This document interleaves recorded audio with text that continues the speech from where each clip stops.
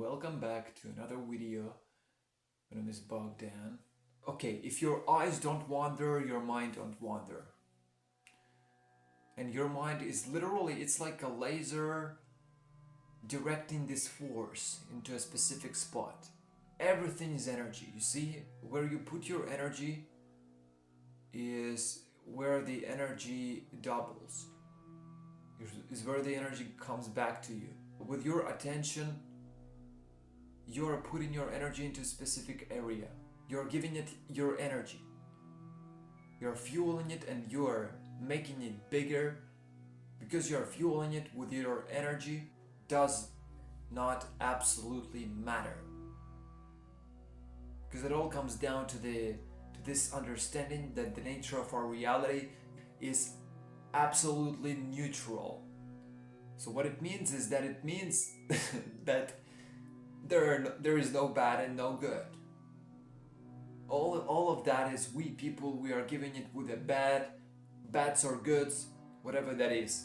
So it's like it's all conceptual. It's all kind of based on our perception, all based on what we think about it. And that what we think about it is of course based on our experience.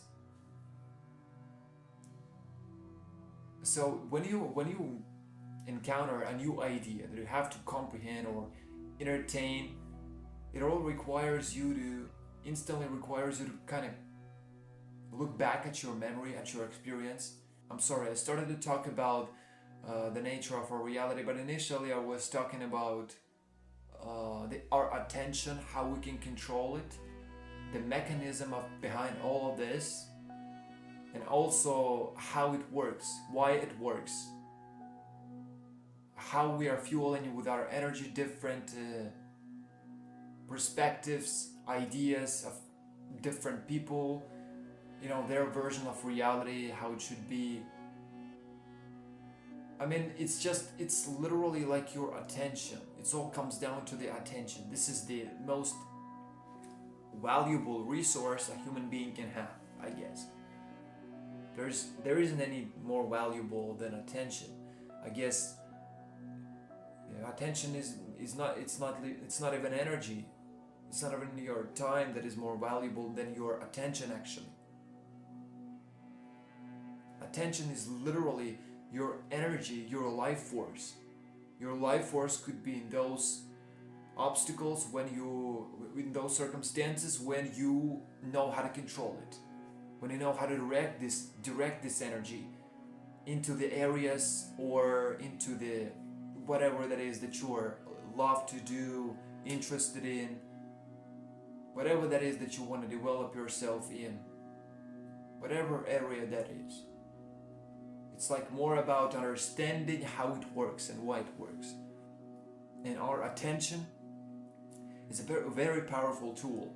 It's literally, we are just, energy is flowing through us anyway 24/7. Whether you want it or not, whether you know it or not, it's true.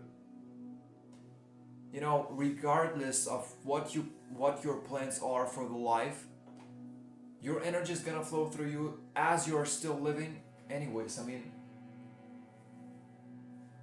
It's like as long as you're not dead, your energy is gonna be always flowing through you. I'm not a quantum physicist to tell you about such stuff, or a super holy religious person who knows about. I'm reading about it and I'm curious as nobody else in this topic. I'm reading about it every day. I'm reading the Paramahansa Yogananda autobiography, which is the book I consider to be one of the best I've ever read for sure. And also, no wonder that so many great people recommended this book. All this spiritual stuff, I love it, because I believe spirituality is like is on the border with the modern science. Spirituality is something that exists, okay? Even though you cannot even though you can't see that or perceive that in the physical reality, that is the point. That is the whole point in understanding, is that all the spiritual cannot be kind of this visible. It all, it has to deal with your inner world, your relationship with yourself, how you view the world. What do you think this world is all about? So our attention is literally one of the greatest tools and greatest source we have inside of ourselves. It's literally the most valuable, and I mean that's like our life energy, our life force. It's literally your life. It's literally your attention is. That's an exaggeration. Could be seen in a way that is an exaggeration, but it still makes sense. It's like your life energy. Imagine your life energy is the time that is devoted to you, whatever you're gonna be spending on the earth as a living being. From point A to point B, this is all your life energy. Literally, where you pay your attention is where you pay your energy, is where you pay your life force. For example, have you ever seen any movies? Movie is also something that takes your energy. That's in a pendulum. From that book by this Russian physicist who wrote a book, Reality Transurfing by Vadim Zeland. So what he describes as pendulums is these creatures, or just whatever spiritual formations. They exist. I didn't read this book. I read the book 5 years ago probably. I read like 40 pages, and that was, I don't know whether it was me was still being so young, not understanding this super difficult intellectual concepts that are described in the book, or it was just me being lazy, not wanting to read it, whether it's not me finding it interesting or it was me not understanding the book, that I wasn't able to finish it. But yet I've read 30 pages or 40 pages, I remember, and I got to that idea that he was describing about the pendulums. So what he described the pendulum was that it kind of this formation, this spiritual formation that is all around the things. Like the movie, songs, people. There is pendulums literally around everything, even around you as a human being. There is a pendulum around you.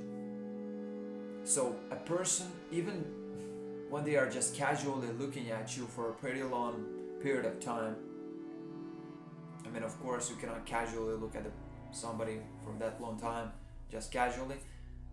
So looking even at somebody, okay, because if it was so, you would literally probably not even wanting to.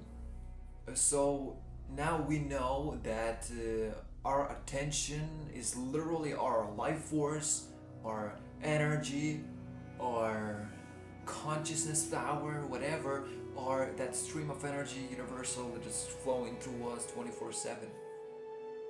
Attention is literally the power. It's literally the life currency. We gotta know how to control it, how to use it. There isn't such thing as using it because you are already using it all the time. But when it comes to control, there is probably some ways on how you can capitalize, and how you can improve the skill of you taking power over yourself, I guess. So first off, in order to control your energy, in order to control your attention, you gotta know how to calm your thoughts. You gotta know how to calm your mind, not thoughts. And you're doing that by observing your thoughts. When you observe your thoughts, you are not associating yourself with them. You're not seeing yourself as one with the thought. You're simply observing it as a third viewer from a neutral place. And what it does is that puts you in this spaciousness mode, where you literally perceive other things as objectives, even your thoughts. So that's what it does, and that's why they recommend it so much. All of those authors, spiritual leaders, whatever, they all talk about this observation of your mind. I mean, in all the Shaolin, whatever, the Taoism, is how they call it, yeah, Roman emperors, the Stoicism, all these areas of philosophy and different religions even. They all talk about us observing and not associating ourselves with our minds and with our bodies. I mean, our bodies are the subconscious mind. I mean, you are not controlling your heartbeat. You are not telling your stomach to digest the food. You are not controlling your you're not controlling when you want to go to the toilet. Nothing, literally. All of these aspects is controlled by our subconscious mind. So it's all about us understanding this power within us. And the power is all about us being able to recognize the power by not paying attention to our thoughts. I'll tell this in a simple way, that your ability to understand the difference between you and different objects and your thoughts, and what observation of your mind does, it creates this thought forms that you can observe. All of this simply could be simplified to the point where whenever you're thinking about something or paying to something attention, it's like you're giving it your energy, but when you learn how to detach from it and observe it as from the neutral place, not associating yourself with it, you take your energy back. You're taking energy inside of your body. You're feeling good within your own skin. You are being so present to the moment. You're being yourself. You're being your real. You're not trying to be somebody else. You just understand who you really are. And you are expressing yourself. Expressing this version of yourself. Why? Because you're not paying attention to anything. It's like on the deep fundamental energetic level, it's you, as I said, whenever you're paying attention to somebody or associate yourself, I mean this thing with association and seeing yourself as one with some thoughts, it's like you've been paying attention to that so much time, so much energy is input in that, so that it's like you become one with it. Observing your mind, observing your thoughts is, I don't want to show this to you because it's in some places prohibited. I don't want other people to know about it. So observing your mind, that's the first step, because it's the easiest step and it's the most efficient way for you to increase the power of your mind, of your attention, presence, whatever. With this comes presence, because presence is what? Presence is being without thoughts, being in the moment, being in your body without thoughts. Because when there are thoughts and you are not aware of them, I mean, if you are aware, thoughts will fade away anyway. But if you are unaware, most likely you are already playing by the thoughts, by your mind's scenario. It's like there is this quote that our mind is a good servant but a bad slave. So that explains it. Because if you're not conscious of your thoughts, it's like it's over. You're run by it's like wherever they're gonna get you. You're gonna go with the flow with them. But on the other hand, if you are not a social, if you understand and being aware of your thoughts, I mean, from the from the point where you realize that you are not your thoughts, you are, I mean, turned on this observation mechanism, whatever, is from that point it's like couple of minutes, 5 to 10 minutes, till the moment when thoughts are completely dissolved, where your consciousness is like a surface of the pure lake. It's like unmovable, untouchable. So it's like observation of your mind is one of the greatest tools. Now, how do you do that? Okay, you've been talking about it so much, probably some of you can say. Now, how do you do that? Okay, I'm explaining here in this video. How you observe your mind is simply taking a couple of deep breath-ins, okay? Now, okay, I did that in a couple of my videos in the past before. But I know I didn't like the way it looked, okay? I didn't wanna breathe like that in my videos because it feels weird. Looks weird. You gotta breathe in order to calm your mind. You cannot just right away get to the point where you just, okay, I'm now completely detached from my thoughts. No, you gotta do something also physical in order to calm your mind. And what you do is you're taking a couple of deep breaths, as I said, in. Okay, what it does, it calms your mind. Couple of like 3 to 5 times. I do like 10 to 15. I like this stuff. I like this. You will love it also when you understand the benefits of it.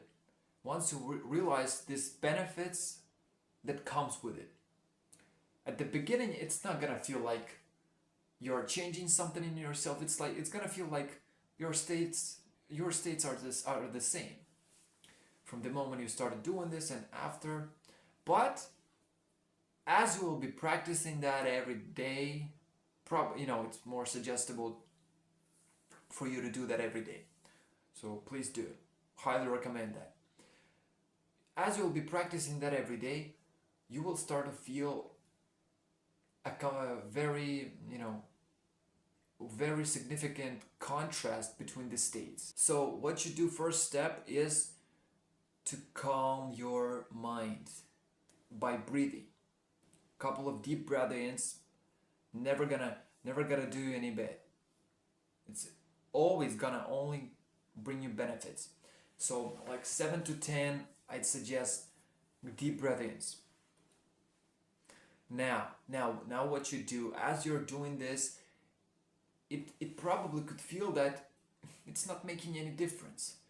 It's like pointless for me. For me, it doesn't work for me, or it's useless practice, or it does not give me that effect that I expected. Whatever, you're gonna have all these thoughts because it's it takes time. You gotta wait. You gotta wait for like 5 to 10 minutes in order for your mind to calm down completely. As you will be practicing that, this amount of time is gonna get shorter. You're not gonna wait like that all the time. Shaolin monks, all these spiritual teachers, they got to the point where they could literally calm their bodies like in a minute or like even in a second or something.